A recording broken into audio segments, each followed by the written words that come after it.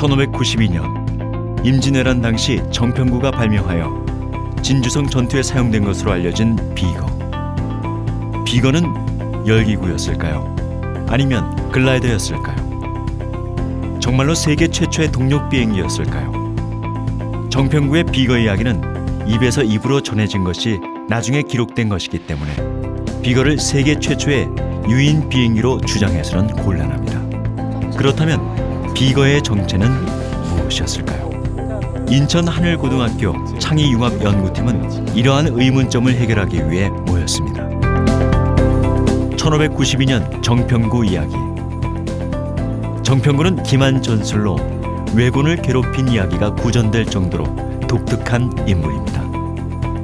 통 속에 벌을 넣어 왜군을 골탕 먹이고 다음에는 화약을 넣어 벌인 줄 알고 불을 붙였던 왜군을 자폭하도록 한 재치가 넘치는 정평구. 1944년 파라더미 이야기. 2차 대전 시 독일군을 기만하기 위해 내려보낸 공수부대 인형인 파라더미. 파라더미에 속아 독일군은 총알을 낭비하였습니다. 파라더미 이야기와 정평구의 이야기가 만나면 바로 플라잉 더미, 하늘을 나는 인형입니다. 비거는 사람을 태운 유인 비행체가 아니라 더미를 태워 유인 비행체로 착각하게 만든 플라잉 더미였습니다. 정평구의 비거 이야기를 과학적으로 설명할 수 있는 타당한 가설은 허수아비를 태운 수레를 하늘로 올려 적을 속이는 무인 비행체, 즉 플라잉 더미로 보는 것입니다.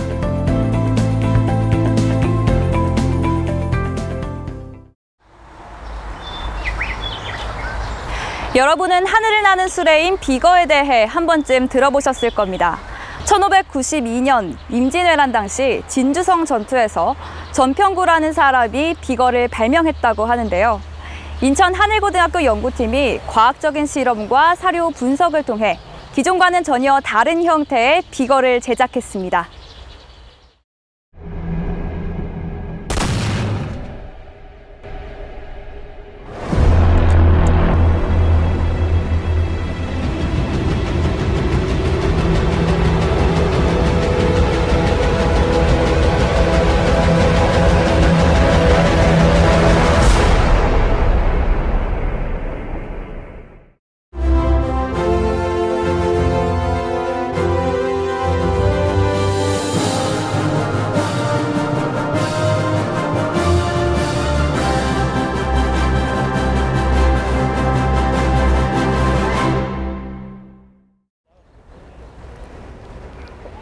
(1592년) 진주성 전투에서 비거가 정말 사용됐다면 글라이더였을까요? 아니면 동력 비행기였을까요?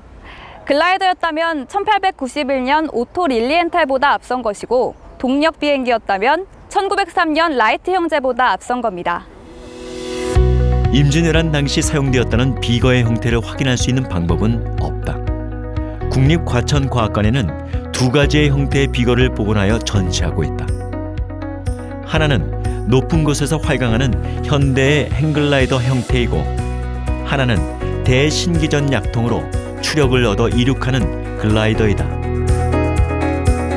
이 둘 모두 역사적 유물도 아니고 사료에 남아있는 도면을 근거로 복원한 것도 아니다. 둘 모두 정평구가 디자인한 것이 아니라 오늘날 상상해서 만든 창작품에 불과하다. 하지만 이 작품이 국립과학관에 전시되면서 정평구를 발명가로 격상시키고 비거 이야기를 역사로 변화시키는 데 기여하고 있다. 비거의 형태는 이규경의 오지연 문장 전상고의 비거 변증설에 묘사되어 있다.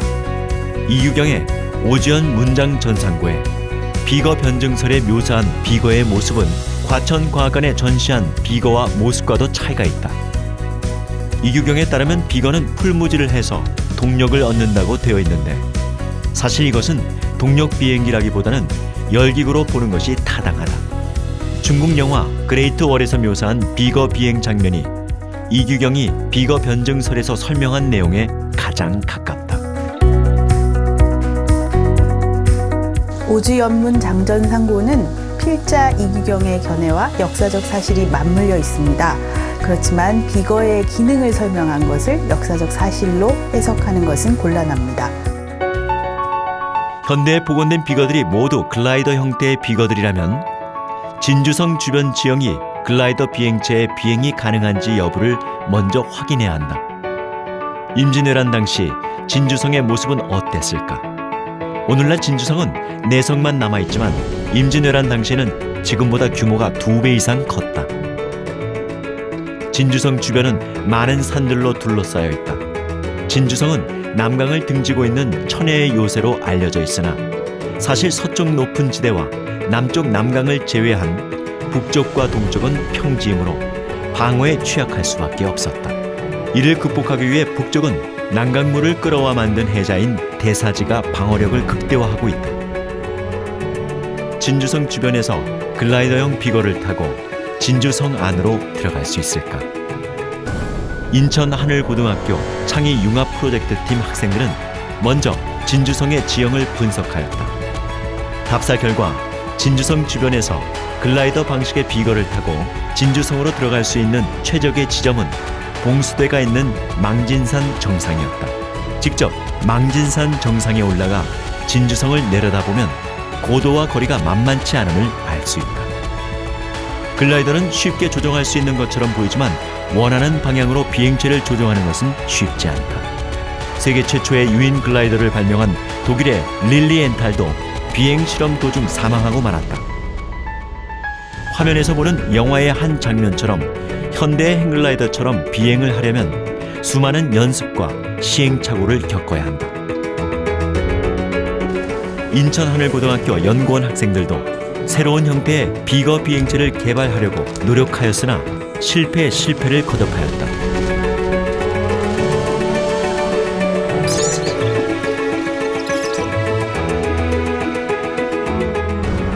네, 여기서 진주성까지 글라이더 비행체를 보내는 것은 가능하지만 사람의 목숨을 건 위험한 일입니다.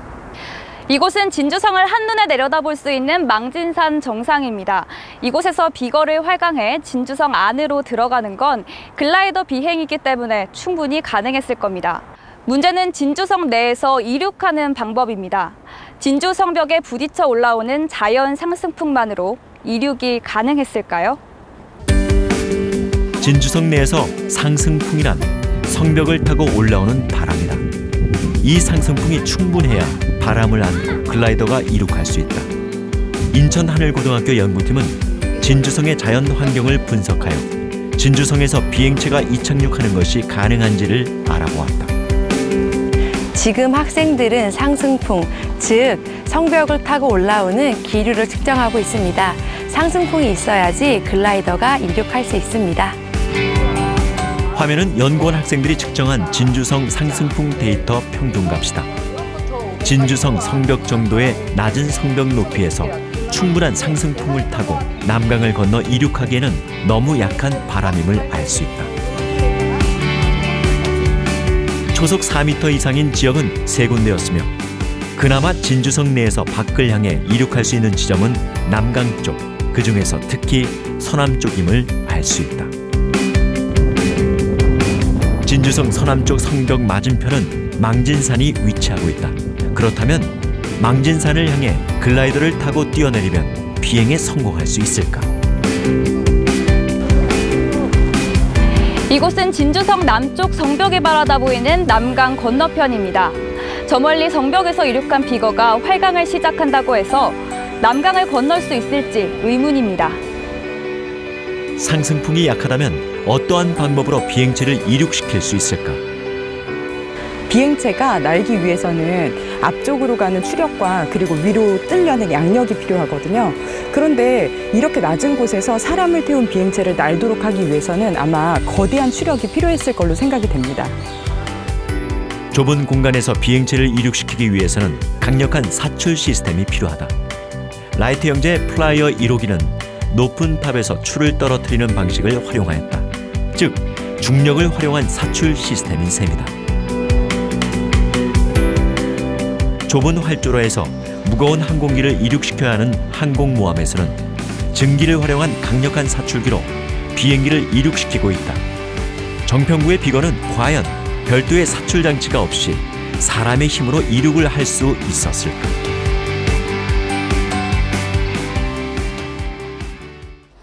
비거가 동력 비행체라면 이곳 진주성 밖으로 유인 비행체를 이륙시키기 위해서는 충분한 활주로와 동력이 필요합니다.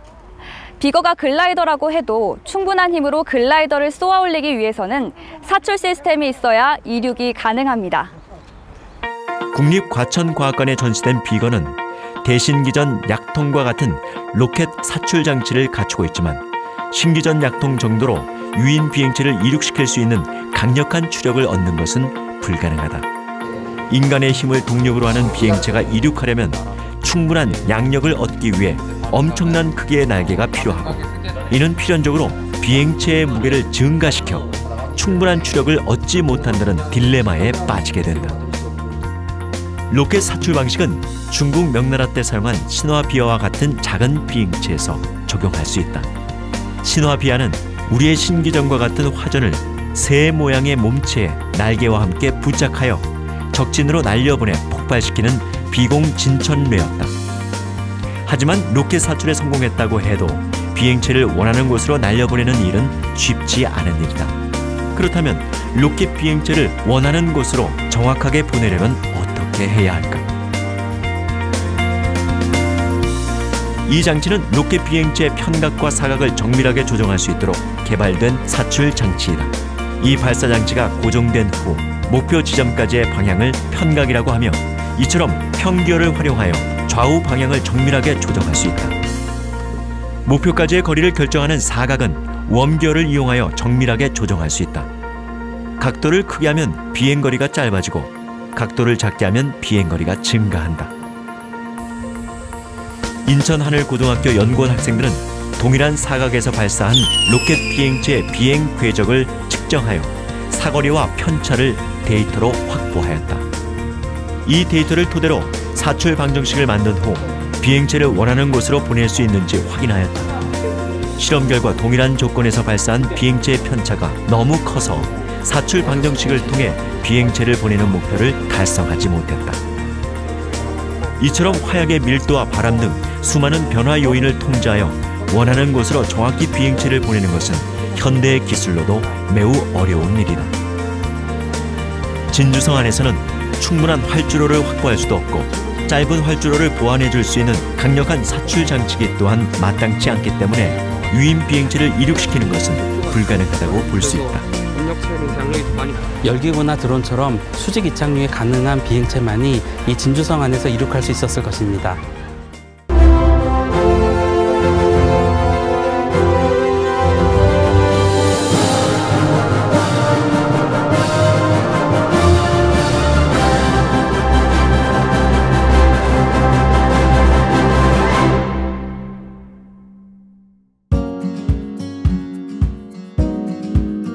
임진왜란 당시 정평구라는 무관이 비거를 발명하여 진주성 전투에 사용했다는 이야기는 이제 역사가 되어가고 있다.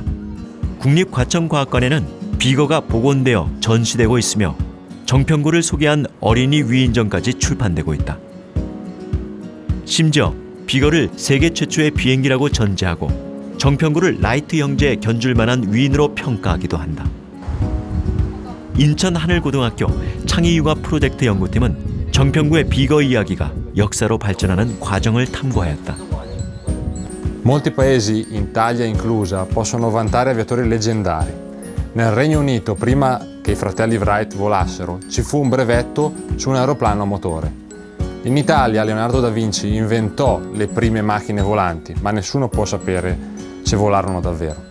Ad ogni modo, la certificazione del primo volo in aeroplano può essere considerata valida solo nel momento in cui avvenisse di fronte ad un pubblico vasto.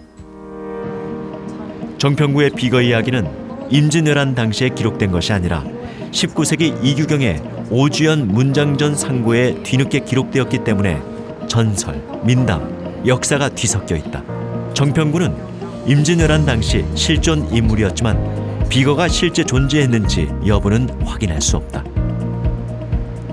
신화, 전설, 민담은 일반적인 서사 구조를 가지고 있습니다. 그래서 오늘날 소설이나 영화 같은 서사 문학의 근간이 되기도 하고 역사 기술의 토대가 되기도 합니다.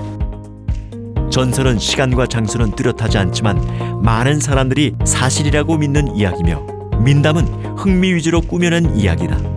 역사는 사서에 기록된 사실이다. 문자로 기록되기 전에는 입에서 입으로 전해져 내려올 수밖에 없기 때문에 보통 전설이 역사화된다고 할 수 있다. 이규경의 오지연 문장전 상고를 사서로 보기에는 한계가 있지만 현재 정평구의 비거 이야기는 임진왜란 당시의 전설이 조선 후기의 한 실학자의 책에 기록되면서 역사로 발전하게 된 독특한 현상이다.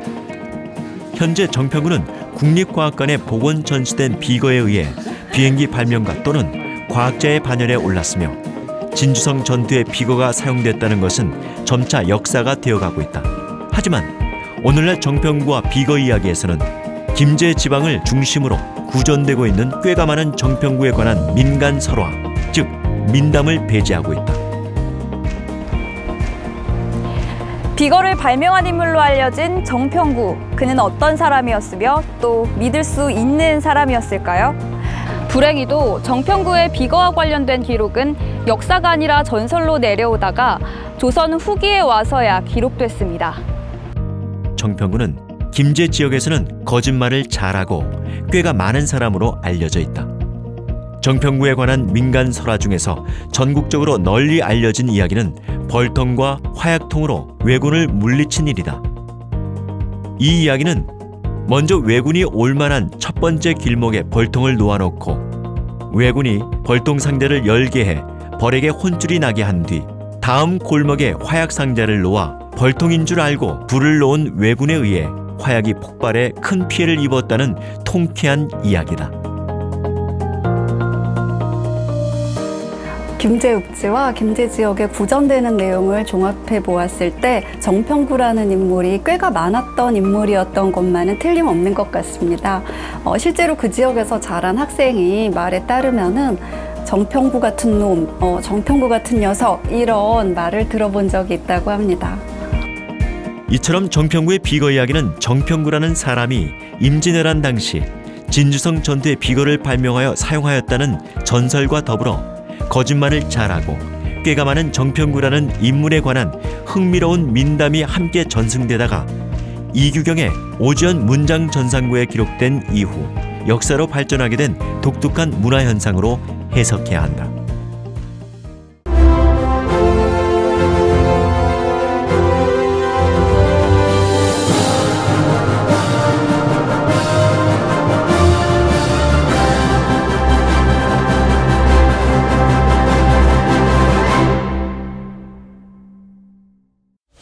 성동격서, 동쪽을 공격할 것처럼 요란스럽게 소리를 치고 엉뚱한 서쪽을 공격한다는 기만 전술을 의미한다. 2차 대전 노르망디 상륙작전 D-Day 전날 연합군은 파라더미, 즉 공수부대원을 인형으로 만든 물체를 엉뚱한 지역으로 낙하시키는 성동격서 전술로 독일군을 혼란에 빠뜨렸다. 이 파라더미의 이름은 루퍼트로 불렸는데 연합군은 서쪽 노르망디 해안 후방에 상륙하는 아군 공수부대를 보호하기 위해 노르망디 동쪽인 캉에 루퍼트를 낙하시키기로 계획하였다. 독일군의 전투력을 분산시켜 낙하하는 공수부대의 피해를 줄이기 위해서였다. 파라더미인 루퍼트는 노르망디 해안 후방 독일군 방어지역에 떨어지고 독일군은 부지런히 낙하산을 타고 내려오는 더미에 총을 쏘아대면서 총탄을 낭비하였다. 바닥에 떨어진 루퍼트는 스스로 폭발하여 더미라는 사실을 은폐하였다. 비록 모든 독일군을 속이지는 못했지만 파라더미의 속은 독일군 부대에 의해 희생당할 수 있었던 아군 주력 공수부대의 목숨을 구한 것이다. 독일군은 한참이 지나서야 파라더미에게 속았음을 깨달았으나 이미 노르망디 상륙작전이 전개되고 있었다. 2차 대전 당시 파라더미를 활용한 성동격서 전술은 정평구의 벌통과 화약통 이야기와 마찬가지로 기발한 생각으로 적을 속이는 전술이었다. 파라더미가 낙하 인형이라면 플라잉 더미는 비행하는 인형이다. 실제 비행기가 아니라 적으로 하여금 비행기라고 믿도록 하게 만드는 비행체인 것이다. 전설과 민담을 근거로 정평구의 비거를 세계 최초의 비행체로 주장하는 것보다는 플라잉 더미로 보는 것이 전설과 민담의 속성을 잘 반영한 것일 수도 있다. 비거를 플라잉 더미로 본다면 정평구라는 인물이 기만 전술에 능했다는 민담과 임진왜란 당시 진주성 전투라는 역사적 사실 모두를 합리적으로 설명할 수 있다. 그렇다면 플라잉 더미형 비거는 어떠한 형태를 띠고 있었을까? 플라잉 더미설을 입증하려면 임진왜란 당시의 재료와 기술로 실현 가능한 것이어야 한다. 플라잉 더미는 실제 사람을 태우는 비행체가 아니기 때문에 강도가 큰 대나무를 비행체의 골격으로 삼고 명주천 또는 한지로 날개를 제작하는 방식으로 충분히 구현할 수 있다. 이것이 임진왜란 당시의 재료와 기술로 만든 플라잉 더미입니다. 적당한 높이에 떠 있으면 적들은 사람이 탄 비행 물체로 오인할 수 있습니다. 그렇다면 플라잉 더미를 어떻게 하늘로 올려 조종할 수 있었을까? 임진왜란 당시의 기술로 손쉽게 높은 고도에 플라잉 더미를 올려놓는 방법은 대형 연을 활용하는 것이다. 문제는 연이 어느 정도의 무게를 들어 올릴 수 있느냐이다. 연은 그 크기가 충분하고 높은 고도에서 안정적으로 바람을 받고 있다면 사람 몸무게 정도의 물체를 들어 올릴 수 있다. 실제로 대형 연이 들어 올릴 수 있는 무게는 상당하다. 연에 연결된 보드를 타고 서핑을 즐기는 이색 스포츠인 카이트 서핑의 경우 성인 남성을 10m 이상 솟구치게 할 수 있다. 베트남에서는 연줄에 걸린 어린아이가 20m 이상 상공으로 끌려 올라간 사고도 있었다. 임진왜란 당시 플라잉 더미 역시 대형 연에 연결된 연줄에 의지하여 충분히 높은 고도로 올릴 수 있다. 화면은 플라잉 더미를 활용하여 적을 기만하고 있는 진주성 전투의 한 장면을 묘사한 것이다. 플라잉 더미는 먼저 높은 고도에 올린 대형 연들에 연결된 줄에 의지하여 연결되어 있으며 연줄은 대형 얼레와 연결되어 조종을 담당하는 병사에 의해 상승과 하강을 통제할 수 있다. 또 날개에 연결된 줄을 이용하여 플라잉 더미를 비틀어 선회할 수 있도록 조종했을 것이다.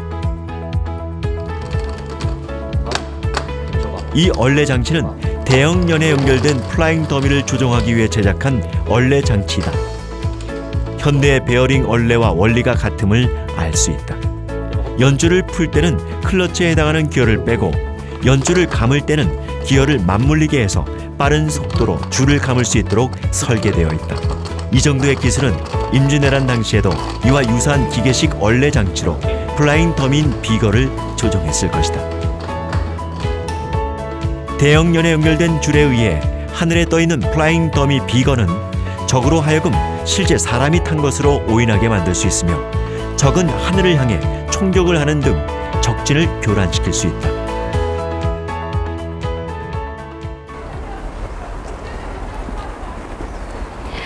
진주성에서 이륙이 가능한 비행체의 조건과 정평구라는 인물의 특성을 고려한다면 비거를 유인 글라이더나 동력 비행기로 보기보다는 플라잉 더미로 보는 것이 더 설득적입니다. 정평구의 비거는 허수아비를 태워 왜군들로 하여금 유인 비행체로 믿게 만든 기만 전술용 무인 비행체, 즉 플라잉 더미였던 겁니다.